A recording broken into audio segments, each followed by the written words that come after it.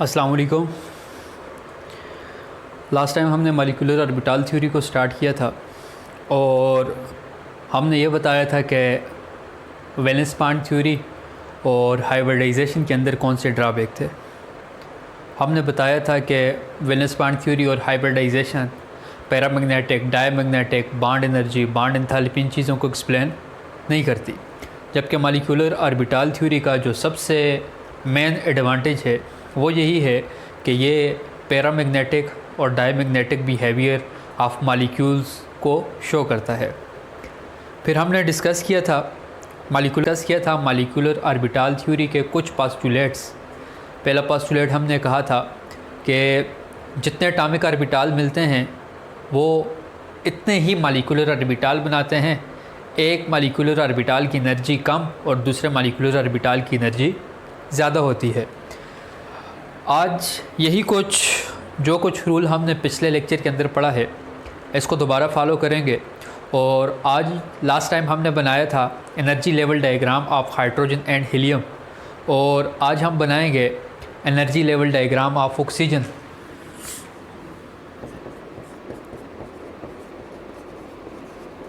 Energy level diagram of oxygen O2 की बनाएंगे। इसकी डायग्राम देखेंगे कि डायग्राम कैसी बनेगी, इसका बॉन्ड ऑर्डर कैसे निकालेंगे, क्या ये पैरामैग्नेटिक है, क्या ये डायमैग्नेटिक है। मॉलिक्यूलर ऑर्बिटल इससे पहले हमने पढ़े दो मॉलिक्यूलर ऑर्बिटल, जैसे हाइड्रोजन और हीलियम के केस में, लेकिन अब ऑर्बिटल ज़्यादा होंगे। ऑर्बिटल ज़्यादा इस वजह से होंगे क्योंकि यहाँ पे एटॉमिक ऑर्बिटल ज़्यादा होंगे। ठीक है, ये साथ साथ इसको एक्सप्लेन करेंगे कैसे ऑर्बिटल ज़्यादा हो गए। तो स्टार्ट करते हैं, साथ में रूल्स को फॉलो करेंगे। सबसे पहले हम क्या करते हैं, हम देखते हैं कि एक ऑक्सीजन के मॉलिक्यूल के लिए, एक ऑक्सीजन के मॉलिक्यूल बनने के लिए ऑक्सीजन के कितने एटम हैं। तो ऑक्सीजन के 2 एटम हैं।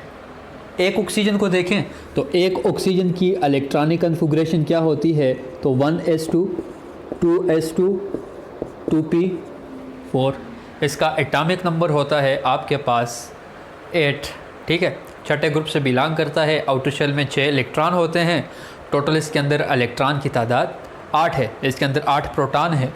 ठीक है, एक ऑक्सीजन के लिए लिखा तो दूसरे ऑक्सीजन के लिए एक ऑक्सीजन, दूसरा ऑक्सीजन 1s2, 2s2, 2p4।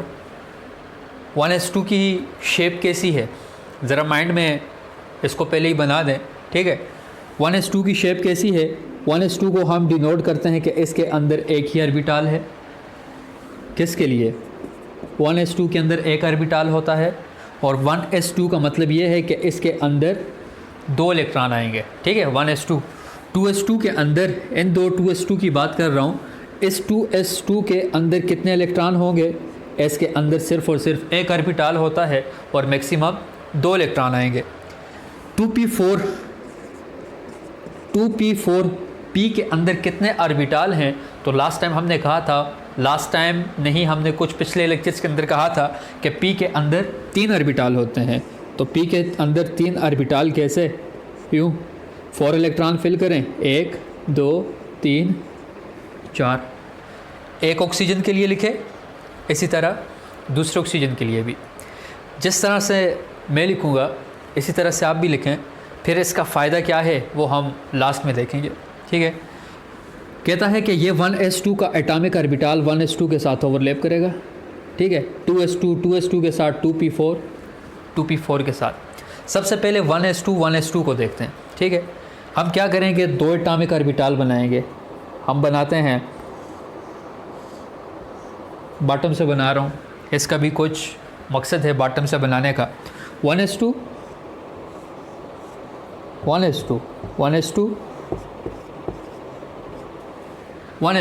लिख लिया।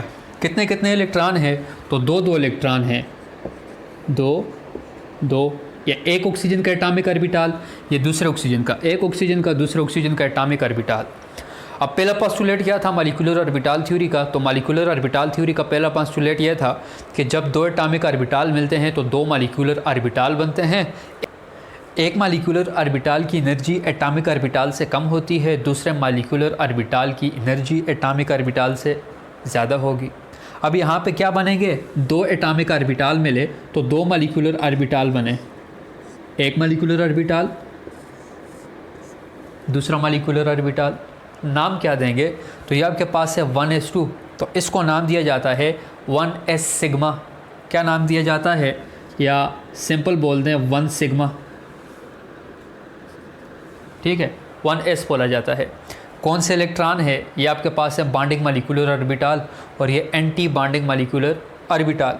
इसको 1 सिग्मा बोला है तो इसको बोला जाता है 1 sigma star,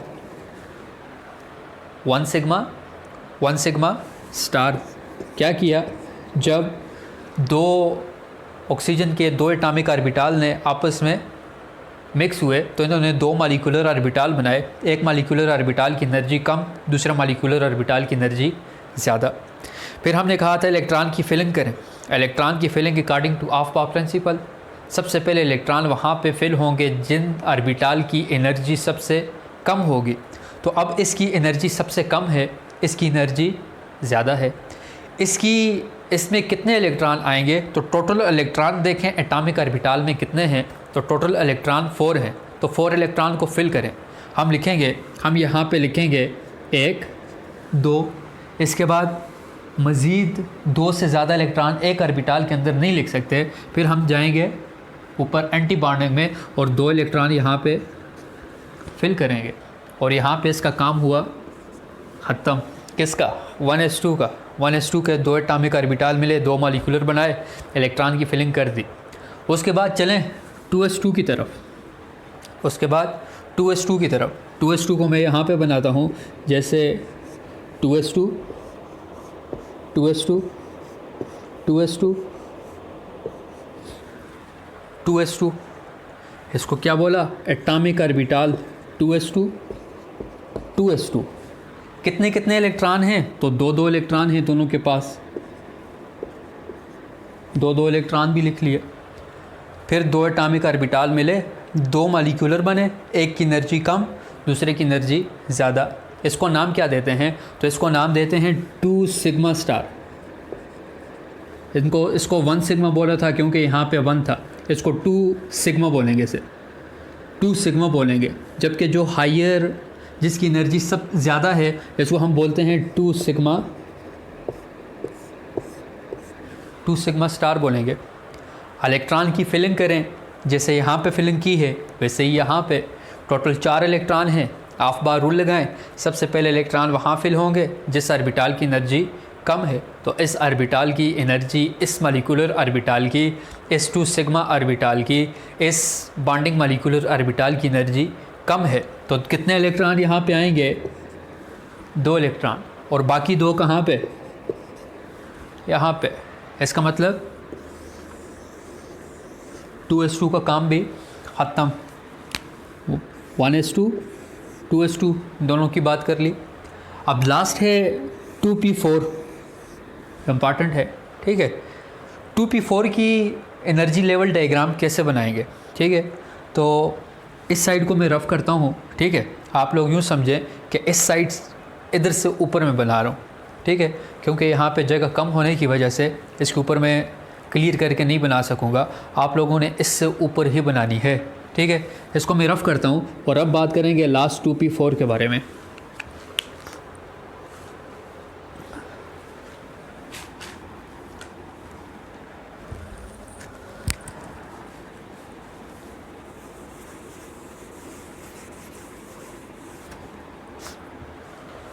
to P four के बारे में लास्ट हम बात कर रहे हैं 2p4 के बारे में। तो कैसे बात करेंगे, एक ऑक्सीजन का 2p4, दूसरे ऑक्सीजन का 2p4। एक ऑक्सीजन का हमने लिखा 2p4, दूसरे ऑक्सीजन का हमने लिखा 2p4। 2p4 क्या बोला, 2p4 2p4। एक एक एटॉमिक ऑर्बिटल को भी आप लिख सकते हैं। इसको हम बोलते हैं 2px, इसे बोलते हैं 2py, इसे बोला गया था 2pz। इसको भी लिख लें, 2px लिख लें, 2py लिख लें और Z लिख लें। टोटल नंबर ऑफ़ इलेक्ट्रॉन्स कितने हैं? तो टोटल नंबर ऑफ़ इलेक्ट्रॉन्स 4 है। 4 इलेक्ट्रॉन्स यहाँ पे ऐड करें, 4 इलेक्ट्रॉन्स को यहाँ पे ऐड करें। इसको मैं थोड़ा बड़ा करके लिखता हूँ, 2px 2py 2pz 4 इलेक्ट्रॉन, 1 2 3 4, 1 2 3 4। इसको 2px बोल दें, इसको 2py बोल दें, इसको 2pz बोल दें, इसको 2px 2py 2pz बोल दें। किसी को भी जो भी नाम दें वो आप लोगों की मर्ज़ी है। अब ज़रा यहाँ पे 3 एटॉमिक ऑर्बिटाल, 1 2 3 एटॉमिक ऑर्बिटाल, यहाँ पे भी 3 एटॉमिक ऑर्बिटाल, 3 एटॉमिक ऑर्बिटाल इसके, 3 एटॉमिक ऑर्बिटाल इसके, तो टोटल कितने ऑर्बिटाल हो गए? तो 6 एटॉमिक ऑर्बिटाल हो गए। ऑर्बिटाल हो गए आपके पास 6 एटॉमिक ऑर्बिटाल जब आपस में कंबाइन होंगे तो 6 मॉलिक्यूलर ऑर्बिटाल बनेंगे। कितने? 6 मॉलिक्यूलर ऑर्बिटाल बनेंगे। आधों की एनर्जी कम, मतलब 3 की एनर्जी कम और 3 की एनर्जी ज़्यादा। लेकिन एक बात याद रखें, यहाँ पे जो 3 हम लिखेंगे, 2 ऑर्बिटाल हम साथ में लिखते हैं और 1 ऑर्बिटाल इधर बॉटम में। इसी तरह ऊपर 2 ऑर्बिटाल हम साथ में लिखते हैं, 1 ऑर्बिटाल इससे ऊपर लिखते हैं। इसको भी बताता हूँ क्यों लिखते हैं। सबसे पहले इसको बोल दें 2p सिग्मा, 2px सिग्मा बोल दें, ठीक है, 2px सिग्मा बोल दें। जो नाम इसको दिया है वही नाम इससे भी देना है, लेकिन इसके साथ स्टार लगाना है। इसके साथ मैं लिख लेता हूँ 2px सिग्मा स्टार। बाकी इसको मैं बोलता हूँ, नाम है 2py पाई, इसका नाम है 2pz पाई, ठीक है। इसको पाई बोला है तो ये दोनों पाई स्टार होंगे।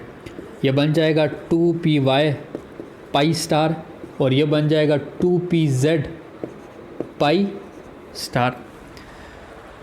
इस तरह से इसके एटॉमिक ऑर्बिटाल बनेंगे। ये सारे के सारे बॉन्डिंग मॉलिक्यूलर ऑर्बिटाल हैं, ये सारे के सारे एंटी बॉन्डिंग मॉलिक्यूलर ऑर्बिटाल हैं। अब सवाल ये है कि एक ऑर्बिटाल ज़्यादा तेज़ी से नीचे आया, एक ऑर्बिटाल तेज़ी से ऊपर जाया, जबकि ये ना ज़्यादा ऊपर तेज़ी से गया ना ये ज़्यादा नीचे तेज़ी से आया। इसकी वजह क्या है? इसकी वजह क्या है? तो देखें, हमने जब पढ़ा था ऑक्सीजन के बारे में, ठीक है, ऑक्सीजन की शेप पढ़ी थी या हमने ट्रिपल बॉन्ड के बारे में पढ़ा था, तो हमने कहा था कि सिर्फ़ और सिर्फ देखें, जैसे p ऑर्बिटाल है तो p ऑर्बिटाल में भी सिर्फ़ और सिर्फ एक ही orbital head to head overlap कर सकता है। चाहे आपके पास ट्रिपल बॉन्ड है, डबल बॉन्ड है, उसके अंदर हेड टू हेड ओवरलैप सिर्फ़ और सिर्फ एक ही हो सकती है। इसका मतलब यह है कि यहाँ भी सिर्फ़ और सिर्फ हेड टू हेड ओवरलैप सिर्फ़ और सिर्फ एक ही होगी।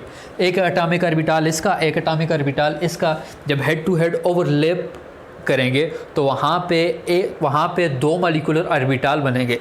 एक मॉलिक्यूलर ऑर्बिटाल तेज़ी से नीचे जाएगा, दूसरा मॉलिक्यूलर ऑर्बिटाल तेज़ी से ऊपर जाएगा, क्योंकि यहाँ पे आपके पास जो एनर्जी है वो आपके पास ज़्यादा हो रही है, जबकि जो साइड वाइज ओवरलैपिंग होगी, साइड वाइज ओवरलैपिंग के नतीजे में जो आपके पास मॉलिक्यूलर ऑर्बिटाल बनेंगे वो ना ज़्यादा तेज़ी से नीचे जाएंगे ना ज़्यादा तेज़ी से ऊपर बनाएंगे। ये वाले जो बॉन्ड हैं, ये वाले मॉलिक्यूलर ऑर्बिटाल हैं, ये सिग्मा बॉन्ड के लिए हैं, ये सिग्मा बॉन्ड के लिए है, जबकि ये 2 पाई बॉन्ड के लिए हैं और ये 2 भी पाई बॉन्ड के लिए मौजूद हैं। लास्ट बात ये है filling of electrons. Filling of electrons कैसे करेंगे? तो filling of electrons according to Aufbau principle. Aufbau principle क्या कहता है? तो ऑफबा प्रिंसिपल कहते हैं कि सबसे पहले इलेक्ट्रॉन उन ऑर्बिटाल के अंदर फिल होंगे जिनकी एनर्जी सबसे कम है। सबसे कम एनर्जी इसकी ज़्यादा, इसकी सबसे कम एनर्जी है। इन दोनों की एनर्जी आपस में बराबर है, इन दोनों की एनर्जी आपस में बराबर है, लेकिन इन दोनों की एनर्जी इससे ज़्यादा है। कम इन दोनों की बराबर है लेकिन इससे ज़्यादा है। इन दोनों की आपस में बराबर है लेकिन इन दोनों की एनर्जी इससे ज़्यादा है और इसकी एनर्जी सबसे ज़्यादा है। कम एनर्जी, ज़्यादा एनर्जी और ज़्यादा एनर्जी और ज़्यादा एनर्जी, लेकिन इन दोनों की एनर्जी आपस में बराबर, इन दोनों की एनर्जी आपस में बराबर। अब इलेक्ट्रॉन की फिलिंग करें तो टोटल आपके पास कितने इलेक्ट्रॉन्स हैं? तो टोटल आपके पास इलेक्ट्रॉन है 1 2 3 4 5 6 7 8, 8 इलेक्ट्रॉन को मॉलिक्यूलर ऑर्बिटल के अंदर फिल कर दें। जब आप 8 इलेक्ट्रॉन्स को फिल करेंगे तो कैसे करेंगे? सबसे पहले यहाँ पे 2 इलेक्ट्रॉन्स, ठीक है, सबसे एनर्जी कम है। हम लोगों ने पढ़ा था जब इलेक्ट्रॉनिक कन्फिग्रेशन, तो हमने कहा था अगर हमारे पास डीजेनरेट ऑर्बिटल हो, कौन से डीजेनरेट ऑर्बिटल हो, तो हर ऑर्बिटल के अंदर पहले एक एक इलेक्ट्रॉन आता है, ठीक है। मतलब 2 इलेक्ट्रॉन इधर फिल किए, बाकी 10 रह गए। 10 में से एक इलेक्ट्रॉन यहाँ पे 3, तो एकदम से यहाँ पे इलेक्ट्रॉन ऐड नहीं करना, ठीक है। यह असूल के खिलाफ है। एक 3 हो गए और ये 4 हो गए। अब 5th के लिए यहाँ पे नहीं जाना, 5th के लिए दोबारा यहाँ पे, 5th के लिए दोबारा यहाँ पे, 6 के लिए भी यहाँ पे लिख लिया, 6 के लिए भी यहाँ पे। टोटल आपके पास इलेक्ट्रॉन थे 1 2 3 4 5 6 7 8, 8 में से 6 फिल हो गए, 1 2 3 4 फिर 5 और 6, बाकी कितने इलेक्ट्रॉन रह गए? तो 2 इलेक्ट्रॉन रह गए। अब 2 इलेक्ट्रॉन को जब इन दोनों की एनर्जी आपस में बराबर है तो सेपरेट सेपरेट लिखेंगे। मज़ीद इलेक्ट्रॉन हमारे पास नहीं है। टोटल इलेक्ट्रॉन जो थे, टोटल इलेक्ट्रॉन 8 थे और 8 इलेक्ट्रॉन को हमने फिल कर दिया किस में? बॉन्डिंग मॉलिक्यूलर ऑर्बिटल में और एंटी बॉन्डिंग मॉलिक्यूलर ऑर्बिटल में। इसे बोला जाता है energy level diagram of oxygen. इसे energy level diagram of oxygen बोला जाता है। अब इसके अंदर कुछ चीज़ें हैं जो जानना ज़रूरी हैं। सबसे पहली बात यह है कि ऑक्सीजन पैरामैग्नेटिक है, डायमैग्नेटिक है?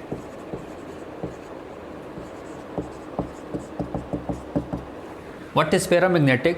Paramagnetic are those molecules which have unpaired electron in anti-bonding molecular orbital। क्या इधर अनपेयर्ड इलेक्ट्रॉन है? ये भी अनपेयर्ड है, ये भी अनपेयर्ड है, लिहाजा ऑक्सीजन क्या है? पैरामैग्नेटिक, ठीक है। लास्ट लेक्चर के अंदर हमने यही बताया था कि वीबीटी और हाइब्रिडाइजेशन इस पॉइंट को एक्सप्लेन नहीं करते, ठीक है। और हीलियम और हाइड्रोजन का बताया था वो डायमैग्नेटिक है, लेकिन ऑक्सीजन पैरामैग्नेटिक है क्योंकि एंटी बॉन्डिंग मॉलिक्यूलर ऑर्बिटल में 2 इलेक्ट्रॉन अनपेयर्ड फॉर्म में मौजूद हैं। एक बात। दूसरी बात, बॉन्ड ऑर्डर निकालते हैं, ठीक है। बॉन्ड ऑर्डर निकालने से भी पहले एक और बात, हम एनर्जी देखते हैं। सबसे कम एनर्जी, इसकी ज़्यादा एनर्जी, इसकी ज़्यादा एनर्जी, फिर इसकी ज़्यादा एनर्जी, फिर इसकी ज़्यादा एनर्जी, फिर इन दोनों की ज़्यादा एनर्जी, फिर इन दोनों की ज़्यादा एनर्जी और फिर इसकी ज़्यादा एनर्जी। ऐसा हमने क्यों लिखा था? तो ऐसा लिखने की वजह थी, वजह क्या थी? अब हम यहाँ पे क्या लिखेंगे? 2 atomic orbital of oxygen, 2 atomic orbital of oxygen. कैसे?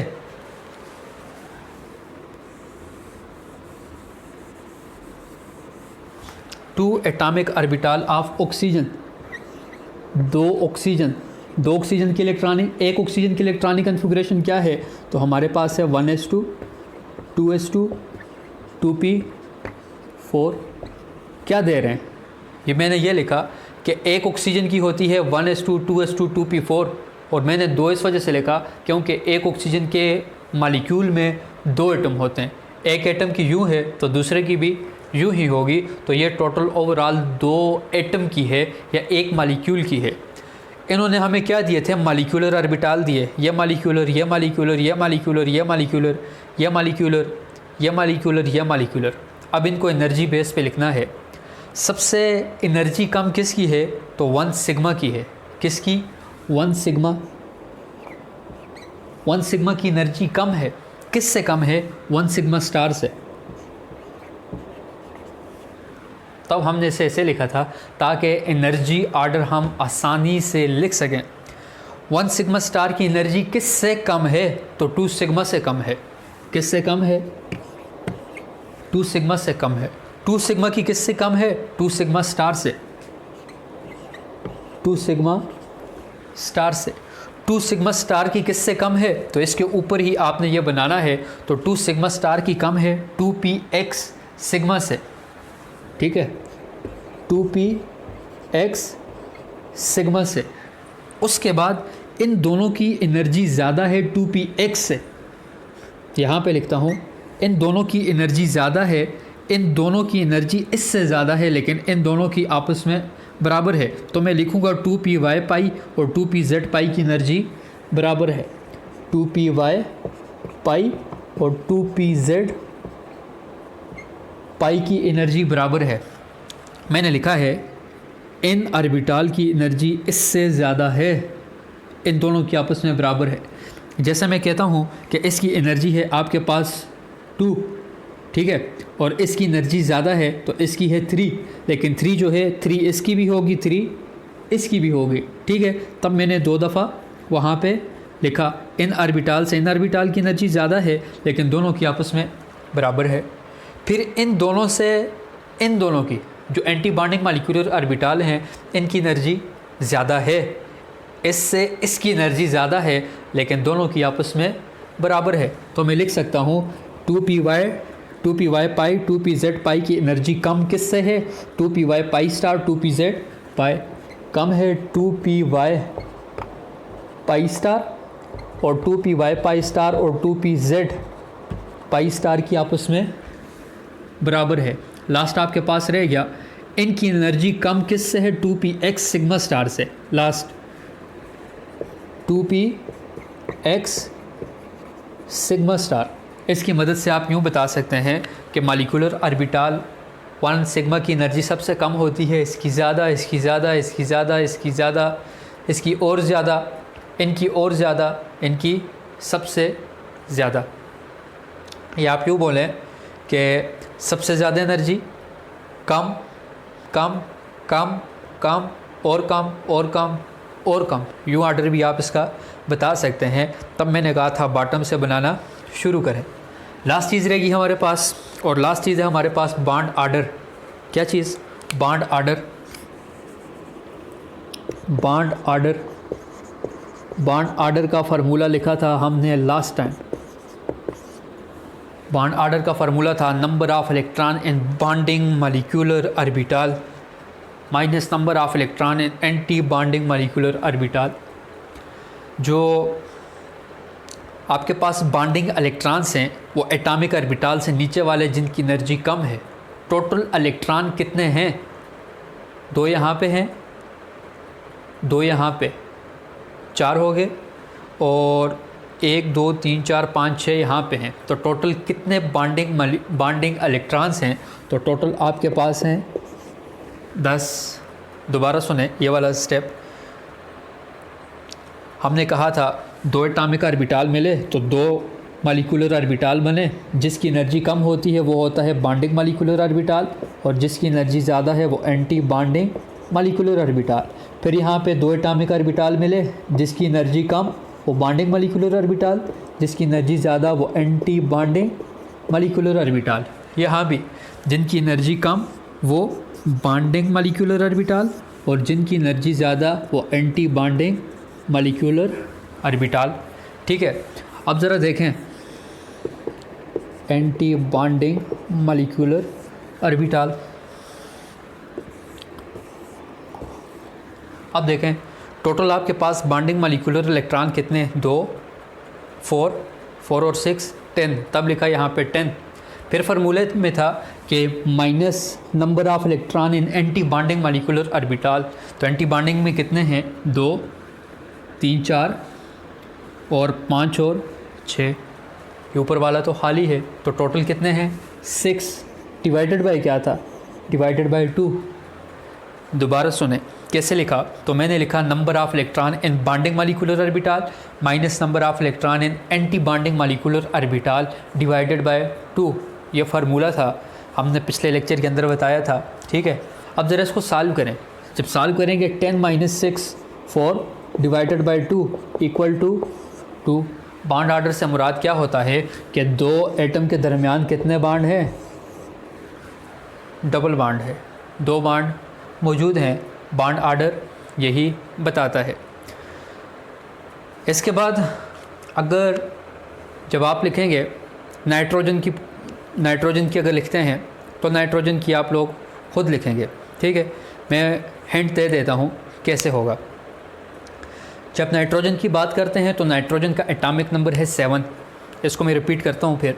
नाइट्रोजन है, नाइट्रोजन का एटॉमिक नंबर है 7। जब 7 है तो उसकी इलेक्ट्रॉनिक कन्फिग्रेशन N2। N2 में कितने नाइट्रोजन? 2। हम लिखेंगे 1s2 2s2 2p3 1s2 2s2 2p3 1s2 के साथ ओवरलैप करेगा सेम, 2s2 के साथ ओवरलैप करेगा, यही बनेगा वहाँ पे। जब 2p3 की बारी आएगी तो 2p3 नाइट्रोजन के केस में सिर्फ और सिर्फ एक चेंजेस होगी। ऑक्सीजन में यहाँ पे 2p4 था और वहाँ पे क्या बन जाएगा 2p3। जब 2p3 लिखेंगे तो ज़रा चेंजेस देखें तो इसके अंदर सिर्फ और सिर्फ एक इलेक्ट्रॉन कम हो जाएगा 2p3, क्योंकि ऑक्सीजन का एटॉमिक नंबर 8 है, नाइट्रोजन 7 है, तो एक इलेक्ट्रॉन कम है। ठीक है, 7 के लिए हम लिखते हैं 1s2 2s2 2p3, इसके लिए 2p3, इसके लिए भी 2p3, N2 का बता रहा हूँ। ठीक है, अब इसका बॉन्ड ऑर्डर निकाल लें। नहीं, अभी आप क्या करें, 4 इलेक्ट्रॉन्स फिल हैं जितने एटॉमिक ऑर्बिटल में हैं। यहाँ पे देखें ज़रा, 1 2 3 4 5 6, ये 6 के 6 इलेक्ट्रॉन यहाँ पे फिल हो जाएंगे। एंटी बॉन्डिंग में बाकी कोई इलेक्ट्रॉन क्या रहेगा, तो कोई भी नहीं रहेगा। जब यहाँ पे कोई भी अनपेड इलेक्ट्रॉन नहीं है तो क्या नाइट्रोजन पैरामैग्नेटिक होगा? तो नाइट्रोजन पैरामैग्नेटिक नहीं होगा। नाइट्रोजन पैरामैग्नेटिक इस वजह से नहीं होगा क्योंकि एंटी बॉन्डिंग मॉलिक्यूलर ऑर्बिटल में अनपेड इलेक्ट्रॉन मौजूद नहीं है। अक्सर सवाल यूँ पूछा जाता है कि oxygen is paramagnetic while nitrogen is diamagnetic, explain why. तो इसका आंसर यूँ है कि in case of oxygen there are 2 unpaired electron in anti bonding molecular orbital. अभी इससे पहले जो ऑक्सीजन की बनाई तो हमने देखा एनर्जी लेवल डायग्राम में ऑक्सीजन के पास 2 अनपेड इलेक्ट्रॉन है। Due to 2 unpaired electron the oxygen is paramagnetic in nature, they are attracted toward magnetic field, while in case of nitrogen there is no unpaired electron in anti-bonding molecular orbital, so that's why oxygen is diamagnetic in nature and they are not attracted towards external magnetic field। ये repulsion काज करते हैं, magnet की तरफ attract नहीं होते। Nitrogen का bond order क्या होगा? लास्ट है, नाइट्रोजन का बॉन्ड ऑर्डर क्या होगा? तो देखें आपके पास बॉन्डिंग में कितने इलेक्ट्रॉन हैं टोटल। बॉन्डिंग में टोटल आपके पास कितने इलेक्ट्रॉन हैं? मैं थोड़ा साइड पे ही लिखता हूँ, साइड पे यहाँ पे। ठीक है, बॉन्ड ऑर्डर नाइट्रोजन का, number of electron in bonding molecular orbital 2 4 4 और 6 10 minus number of electron in anti bonding molecular orbital. Anti bonding तो खाली है, यहाँ पे यही 2 एंटी बॉन्डिंग मॉलिक्यूलर ऑर्बिटल हैं, ये खाली है, तो इनके अंदर इलेक्ट्रॉन कितने 4 डिवाइडेड बाय 2 फार्मूले से आया। ठीक है, number of electron in bonding molecular orbital, number of electron in anti bonding molecular orbital divided by 2 equal to 10 - 4 6 divided by 2 equal to 3। और हम यही कहते हैं नाइट्रोजन के दरमियान कितने बॉन्ड हैं? 3 बॉन्ड मौजूद हैं। यहाँ पे आपकी मॉलिक्यूलर ऑर्बिटल थ्योरी ख़त्म होती है। ज़रा दोबारा देखें हमने क्या आज एक्सप्लेन किया, सारी बात करते हैं जो भी आज हमने कहा या MOT के अंदर हमने पढ़ा। MOT हमें The main advantage of MOT is to describe the paramagnetic and diamagnetic behavior of molecules, of diatomic molecules, के कौन सा मॉलिक्यूल पैरामैग्नेटिक है, कौन सा डायमैग्नेटिक है। According to molecular orbital theory, those molecules which have unpaired electron in anti-bonding molecular orbital are called paramagnetic molecule, while those molecules which have no unpaired electron are in paired form, that molecule will be diamagnetic molecule। In case of oxygen, इसके अंदर हम filling कैसे करते हैं? तो filling हम करते हैं ऑफ-पा प्रिंसिपल के मुताबिक। According to Aufbau principle, the electron will filled in those orbital which have less energy electron will be filled according to increase in energy. When two atomic orbital combine together, they form two molecular orbital. One molecular orbital will have low energy, while second molecular orbital will have high energy. एक molecular orbital की energy कम होगी, दूसरे molecular orbital की energy ज़्यादा होगी. Low molecular orbital is called sigma, while high molecular orbital is called sigma star. फिर हमने start किया ऑक्सीजन से. इन case of oxygen the electronic configuration of oxygen is 1s2 2s2 2p4. अभी मैंने rough किया है, लिखा हुआ, ठीक है. In case of oxygen 2 atoms are involve. ये सारा का सारा 1 एटम है, ठीक है. एक एटम एक साइड, ये दूसरी साइड, ये एक ही एटम का 2s2 और ये 2p4, ये एक एटम है. दूसरा एटम ये एक एटम 1s2 2s2 2p4 दो एटम से मिल के बना है. इनके मिलने से बाद में ये मॉलिक्यूलर ऑर्बिटल बनते हैं. फिर हमने कहा in case of oxygen there are 2 unpaired electron in anti bonding molecular orbital. जब यहाँ पे 8 थे तो 2 इलेक्ट्रॉन यहाँ पे आते हैं. इन case of 2 unpaired electron in oxygen the oxygen is paramagnetic in nature and that will be attracted towards the magnetic field, while in case of nitrogen the atomic number of nitrogen is 7. The electronic configuration is 1s2 2s2 2p3. In case of nitrogen there is 1 electron will be less. यहाँ पे एक electron कम होगा. कौन से case में? Nitrogen में. Nitrogen का atomic number 7, oxygen का एटॉमिक नंबर 8 था. जब एक एक कम हो गया तो यहाँ पे 6 के 6 इलेक्ट्रॉन यहाँ फिल हो गए. 1 2 3 4 5 6 के 6 यहाँ फिल हो गए. तो एंटी बॉन्डिंग मॉलिक्यूलर ऑर्बिटल में कोई भी इलेक्ट्रॉन नहीं गया. If there is no electron in anti bonding molecular orbital in unpaired form, अगर अनपेयर्ड फॉर्म में एंटी बॉन्डिंग मॉलिक्यूलर ऑर्बिटल में कोई इलेक्ट्रॉन मौजूद नहीं है तो that will be diamagnetic in nature. Diamagnetic nature means that will be that molecule which have no unpaired electron that will be cause repulsion in magnetic field, that will not be attracted towards magnetic field. तो ये magnet की तरफ attract नहीं होगा बल्कि magnet की तरफ repel होगा. और इसका सवाल यूँ आएगा कि why oxygen is paramagnetic and why oxygen is paramagnetic in nature while nitrogen is diamagnetic. 3 से 4 लाइन्स में बता दें कि ऑक्सीजन के पास एंटी बॉन्डिंग मॉलिक्यूलर ऑर्बिटल में अनपेयर्ड इलेक्ट्रॉन हैं और जबकि नाइट्रोजन के केस में कोई भी अनपेयर्ड इलेक्ट्रॉन मौजूद नहीं है. इसको हमने समराइज़ किया और इसके बाद यहाँ पे MOT ख़त्म होता है. इसके बाद हम बाकी टॉपिक्स की तरफ जाएंगे. Thank you.